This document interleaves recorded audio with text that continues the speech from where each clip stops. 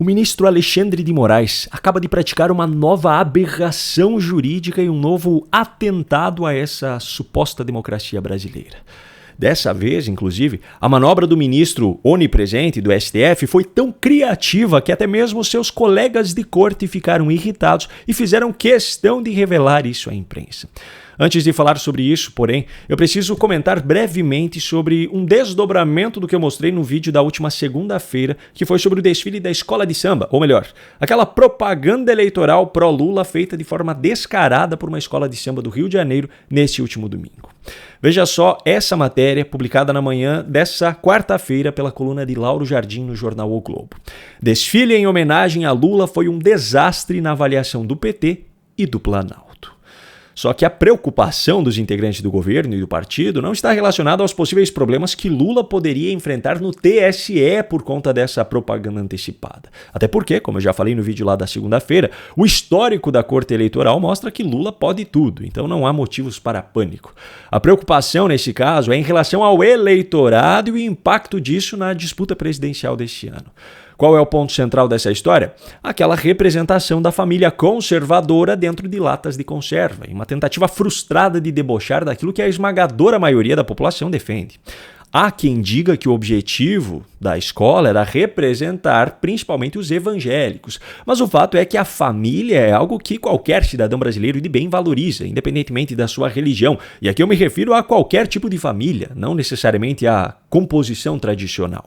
Ao fazer aquela representação patética, a escola que homenageou Lula ofendeu a maioria da população brasileira e acabou gerando um movimento nas redes sociais completamente oposto àquilo que eles esperavam. As famílias brasileiras começaram a usar a própria representação da lata de conserva para manifestar publicamente o seu orgulho pela sua família conservadora.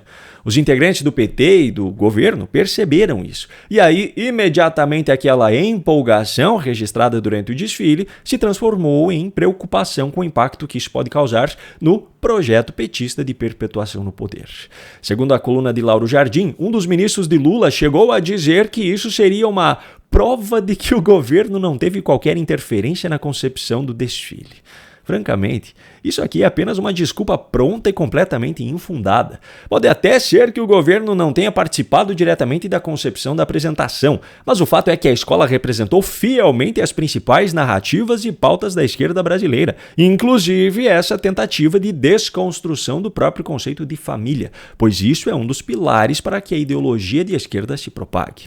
Agora, cá entre nós, o TSE pode até não punir Lula com a inelegibilidade que se esperaria por conta do padrão adotado contra adversários, mas eu quero ver a Corte Eleitoral conseguir impedir que sejam resgatadas nas redes sociais, no período eleitoral, as cenas de provocações como essa que vem sendo feitas pela esquerda ao longo dos anos. Bom, como eu falei lá no início, o ministro Alexandre de Moraes acaba de praticar uma nova aberração jurídica e um novo atentado à suposta democracia brasileira. E dessa vez, a manobra dele foi tão criativa que até mesmo seus colegas de corte ficaram irritados e foram relatar isso para a imprensa. Como você já deve estar sabendo, a Polícia Federal cumpriu na manhã dessa terça-feira de carnaval 4 mandados de busca e apreensão relacionados a uma investigação sobre o vazamento de dados da Receita Federal que envolve autoridades, incluindo ministros do STF. Essa operação foi autorizada por Alexandre de Moraes, que, coincidentemente, mais uma vez, é uma das vítimas dessa história. Por que vítima? Porque esses vazamentos incluíram a descoberta, por exemplo, do contrato milionário que a esposa dele, a advogada Viviane Bart de Moraes, tinha com o Banco Master, assim como a descoberta do crescimento patrimonial estrondoso dela de 2023 para 2024. Só que tem um detalhe muito importante nessa história, e este detalhe está passando quase despercebido nas notícias sobre o caso. Alexandre de Moraes, em um novo desdobramento do caso Master, incluiu 4 servidores federais, suspeitos por envolvimento nesse vazamento, no inquérito das fake news. Não, você não ouviu errado. Esses servidores da Receita supostamente acessaram indevidamente e vazaram informações verdadeiras referentes a ministros do STF e familiares. Aí vem um dos ministros do próprio STF, aliás, o mais polêmico deles, e inclui esses servidores em um inquérito que supostamente apura a divulgação de informações falsas. Sabe por que Moraes teve de fazer isso? Porque apesar desse caso ter relação direta com o caso Master, Moraes não tem poder sobre o inquérito do caso Master. Ele até tinha quando a relatoria estava nas mãos do seu aliado Dias Toffoli, que é outro que está envolvido diretamente no escândalo. Mas agora, após a decisão conjunta dos ministros de fazerem de conta de que Toffoli pediu para sair, a relatoria caiu nas mãos de André Mendonça.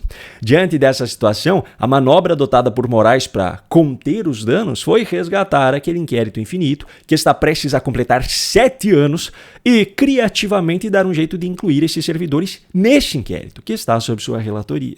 Isso aqui, francamente, além de ser mais uma aberração jurídica, é mais uma prova de que esse inquérito das fake news nunca vai acabar enquanto Alexandre de Moraes for ministro do STF. Esse inquérito é a ferramenta que Moraes tem em mãos para agir contra qualquer pessoa por qualquer motivo que seja. Basta que essa pessoa lhe represente ameaça de alguma forma.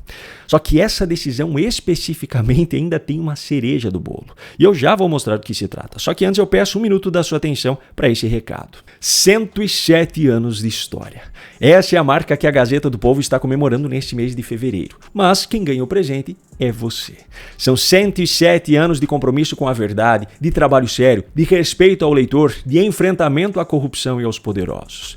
Eu e você não vivemos todo esse tempo, mas só o que aconteceu nesses últimos anos já foi suficiente para percebermos o quanto o verdadeiro jornalismo tem ficado cada vez mais raro no Brasil. Veículos tradicionais se curvando à militância política e ideológica, grandes escândalos simplesmente sumindo das manchetes com cortinas de fumaça simplesmente inacreditáveis e, acima de tudo, versões manipuladas sobre os fatos sendo entregues como se fossem simplesmente relatos da história. Enquanto tantos exemplos negativos foram dados por aí, a Gazeta do Povo escolheu se manter firme nos seus princípios e, principalmente, escolheu entregar sempre a verdade, por mais desagradável que ela pudesse ser. E agora vem a melhor parte. Por conta do aniversário da Gazeta do Povo, você, leitor, tem a oportunidade de garantir acesso a todo o conteúdo exclusivo do jornal por apenas R$1 por mês nos 6 primeiros meses. Você não ouviu errado. É apenas R$1 por mês nos 6 primeiros meses. Para isso, acesse gazetadopovo.com.br/Paulo ou aponte a câmera do seu celular para o QR Code que está aqui na tela. Eu vou repetir, gazetadopovo.com.br/Paulo ou o QR Code que está aqui na tela. Assine agora mesmo a Gazeta do Povo e apoie o verdadeiro jornalismo. Bom, como eu falei anteriormente, essa decisão de Alexandre de Moraes ainda tem uma cereja do bolo. Veja só o que Malu Gaspar publicou em sua coluna nessa quarta-feira. Operação da PF, se referindo à operação que eu mencionei anteriormente, irrita a ala do STF e desperta desconfiança sobre Alexandre de Moraes. Segundo a coluna, 2 ministros relataram reservadamente, o que não deveria acontecer, pois não é papel de magistrado, mas é uma realidade no Brasil, relataram que consideram a ação absurda e que enxergam indícios de abuso de autoridade. A matéria ainda diz que esses ministros ficaram irritados com o fato de Moraes não ter os comunicados sobre a suspeita de acesso indevido aos seus próprios sigilos fiscais e que chegaram a comunicar a situação para Fachin, o atual presidente da corte. E pior ainda mais logo abaixo. Esses mesmos ministros veem a ação de Moraes como pesca probatória. E aqui vale ressaltar que isso foi o que ele sempre fez dentro desse inquérito das fake news. E ainda demonstram receio de que ele use os dados que estão agora sob suas mãos para se blindar dentro do caso do Banco Master. Pois é, a conduta ilegal de Moraes tem ficado tão explícita que nem mesmo seus colegas estão aguentando apenas assistir em silêncio. O povo brasileiro pode até ter sido feito de palhaço por muitos anos, mas o circo que está começando a pegar fogo agora é o deles.